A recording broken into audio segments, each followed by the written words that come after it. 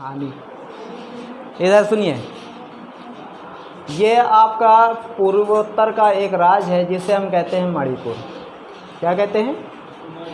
मणिपुर। देखिए, मणिपुर की जितनी विशेषताएं आपको बताई जाए बहुत कम है। मणिपुर एक बहुत सुंदर राज्य है हमारे पूर्वोत्तर भारत का, और जो चीज़ सुंदर होती है ना वो ख़तरनाक भी बहुत होती है। कश्मीर को ले लो, आए दिन बम फूटते हैं, नहीं फूटते? फूटते हैं।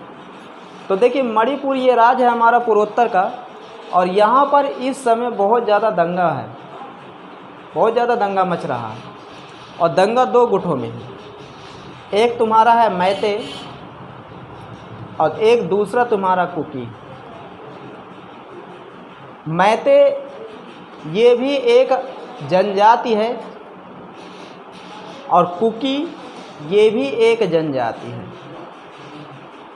लेकिन फ़र्क क्या है दोनों में कि मैते को मणिपुर में जनरल कैटेगरी में रखा गया है और कुकी को मणिपुर में एसटी में रखा गया है। बात समझ में आ रही है? तो कुकी को एसटी में और मैते को किस में? जनरल में। अब दोनों को जनरल और एसटी में रख दिया गया। अब इसमें मैते ये कह रही है, ए बउआ कब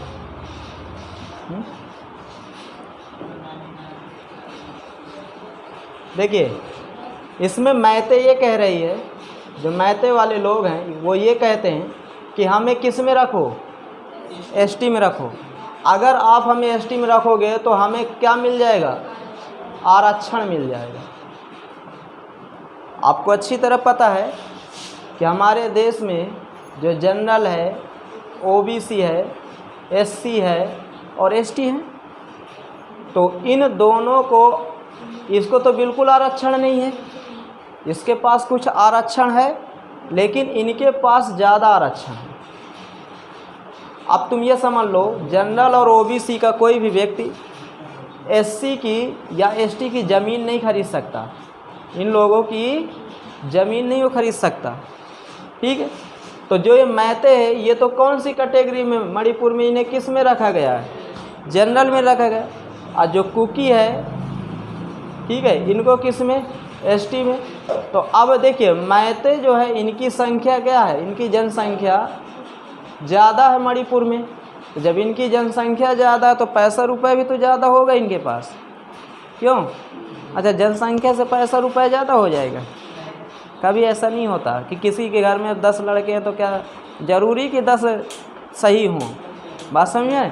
लेकिन हाँ, राजनीति पे उनका दबदबा रहता है।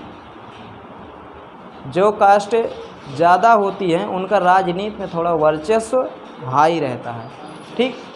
अब इसमें जनसंख्या इनकी ज़्यादा है तो राजनीति में भी तो इनका योगदान होगा। तो आपको मैं बता दूं, मणिपुर में इस समय बीजेपी की सरकार है, और बीजेपी की सरकार अब मणिपुर में जो लोकसभा की टोटल 60 सीटें हैं, कितनी है? 60 सीटें। 60 सीटें में 40 सीटों पर किसका कब्जा है? मैते का है। अब तुम ये समझ लीजिए, तो इनकी संख्या कम है तो इनका सीटों पर कब्जा कम है। तो कहीं ना कहीं देखा जाए राजनीतिक जो दबदबा वो किसका है? मैते का। ये देखिए, मणिपुर में आप ये समझ लीजिए कि मणिपुर का 95% जो भूभाग है वो पहाड़ी है। बात समझ में आ रही है? 95% वहाँ का जो भूभाग है वो क्या है? वो पर्वतीय है, पहाड़ी है। और पहाड़ियों पर सबसे ज़्यादा कब्जा किसका है? कुकी का है।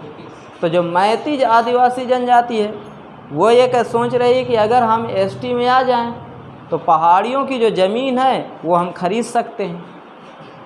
बात समझ में आ रही? वो इनकी ज़मीन खरीदना चाहते हैं। अब कि हाँ, कुकी की, अब भाई एसटी की आप ज़मीन नहीं खरीद सकते ना, जनरल में हो तो एसटी और एससी की ज़मीन नहीं खरीद, उसके लिए आपको डीएम से बाकायदे परमिशन लेना पड़ेगा और उसको रीजन बताना पड़ेगा। किसको बताना पड़ेगा? हमें नहीं। जैसे मान लो मैं ख़रीदार हूँ तो मैं डीएम साहब को परमिशन मैं नहीं लूँगा, जो ज़मीन बेच रहा उसे लेना पड़ेगा। अगर वो कह दे कि मेरे लड़की की शादी है, मैं ज़मीन बेचना चाहता हूँ, तो भैया परमिशन नहीं मिलेगा।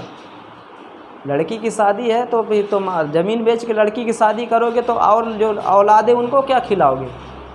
बात समझे? आप ये कह के बेच सकते, जैसे मान लो आपका आप सरकारी नौकरी कर रहे हैं, आपकी जो ज्वाइनिंग है पता लग तमिलनाडु में है, वहाँ पर आपके लड़के बच्चे सब वहाँ पर पढ़ रहे हैं, लिख रहे हैं, आपको वहाँ से यहाँ आने जाने में दिक्कतें हो रही हैं, ठीक है, या आपकी ज़मीन यहाँ पर है, तब आप उसमें बाकायदे लेटर में लिखोगे कि हमें परमिशन दे दीजिए, वहाँ से आने जाने में दिक्कत होती है क्योंकि अब यहाँ कोई रह नहीं रहा, केवल ज़मीन है।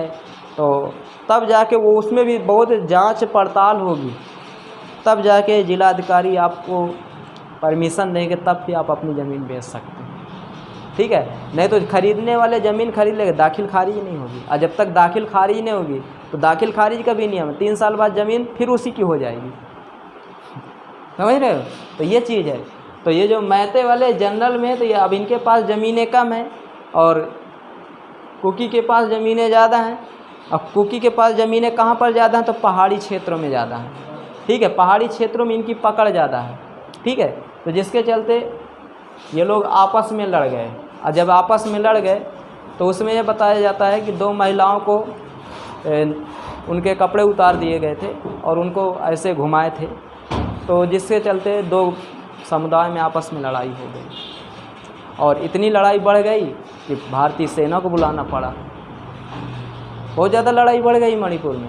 हाँ, कुछ लोग कहते हैं कि ये दंगा बीजेपी करवा रही है, कुछ लोग कहते हैं कि ये दंगा कांग्रेस करवा रही है। तो देखिए, ये बात बिल्कुल सत्य है कि जिस राज्य में जिस पार्टी की सरकार होगी, जवाब उसी से मांगा जाएगा और उसी के ऊपर दोष भी दिया जाएगा कि हाँ नहीं, अभी हमारी यूपी में कुछ होगा तो भाई सरकार तो बीजेपी की है ना, तो इन्हीं का नाम आएगा।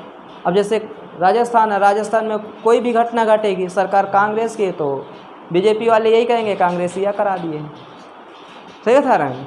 दिल्ली में कुछ हो जाएगा, केजरीवाल का नाम आएगा, केजरीवाल, दिल्ली में बाढ़ आई, केजरीवाल के ऊपर पूरा थोप दिया गया कि केजरीवाल ने क्या किया, 2012 से मुख्यमंत्री है, क्या किए। तो ये सब चीज़ जोड़ देते हैं, ठीक है। तो अब देखिए, इस दंगे से हमें 2 चीज़ की जानकारी मिल गई, एक मैती और एक कुकी। तो अब आने वाले एग्ज़ामों में हो सकता है इनसे एक क्वेश्चन भी बन सकता है कि मैती और कुकी ये कहाँ की आदिवासी जनजाति है, मणिपुर की। आपको इतना याद रखना, ये ईसाई धर्म को मानती है। जो कुकी कौन से धर्म को मानती है, ये ईसाई धर्म को मानती है और ये हिंदू धर्म को मानती है, ठीक है। कुकी नॉर्थ ईस्ट में हमारे केवल अरुणाचल प्रदेश में आपको नहीं ये लोग मिलेंगे, बाकी जितने भी, चाहे मणिपुर हो, मिजोरम है, त्रिपुरा हो, बांग्लादेश तक में कुकी है, ठीक है। लेकिन जो मैते हैं ये आपको हर जगह मिलेंगे नॉर्थ ईस्ट में, इनकी संख्या ज़्यादा है, ठीक।